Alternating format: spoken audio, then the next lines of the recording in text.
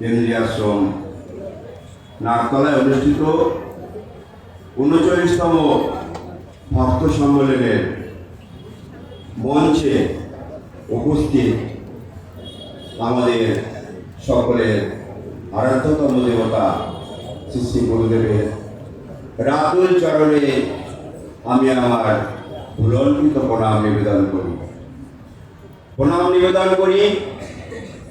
পরম গুরু নিগমানন্দ সরস্বতী মহারাজের চরণে প্রণাম নিবেদন করি।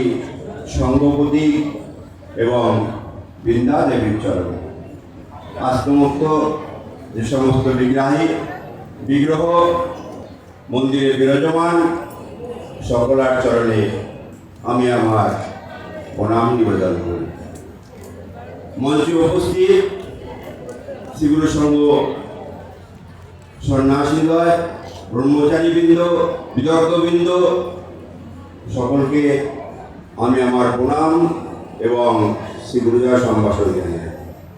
আমার সম্মুখে উপস্থিত অগণিত এই ভক্ত সম্মানের উপস্থিত ভাতৃমণ্ডলী এবং মাতৃমণ্ডলী সকলকে যথাযোগ্য স্থানে প্রণাম এবং শ্রী গুরুজয় সম্ভাষণ জানাই।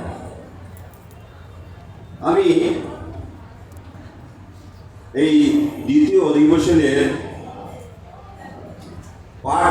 পঞ্চম পাঠ, এটা শেষ পাঠ দিয়ে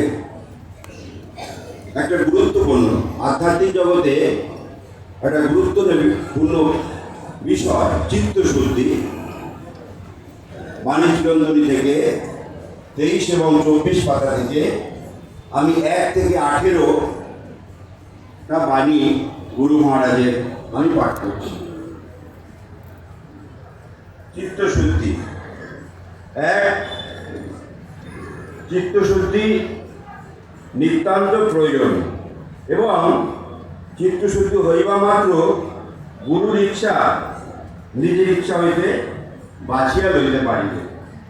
2, মনে খুঁটিনাটি হিংসা দেশ পরনিন্দা সর্বভাবে পরিত্যাগ কর, তাহা হইলেই চিত্তশুদ্ধি হইবে। পরে শ্রীগুরুর স্বরূপ দর্শন করতে পারিবে, প্রাণে আনন্দ পাইবে। 3, চিত্তশুদ্ধি না হইলে জীবনে শ্রী শ্রী ভগবানে বিশ্বাস আসে না। বিশ্বাস না হইলে নির্ভরতা ও ভক্তি হয় না। এই 3টি না হইলে ধর্মজীবনে কাহারও উন্নতি হয় না।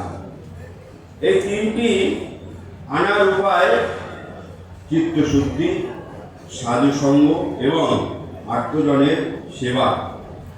এইরূপ আচরণ করিতে করিতেই শ্রী নামে রুচি হইবে। শ্রী নামে রুচি হইলেই শ্রী শ্রী জগৎগুরুর কৃপা লাভ করিয়া এবারেই ভবপাশ হইতে মুক্ত হইয়া নিত্য ধামের অধিকারী হইতে পারিবে। 4,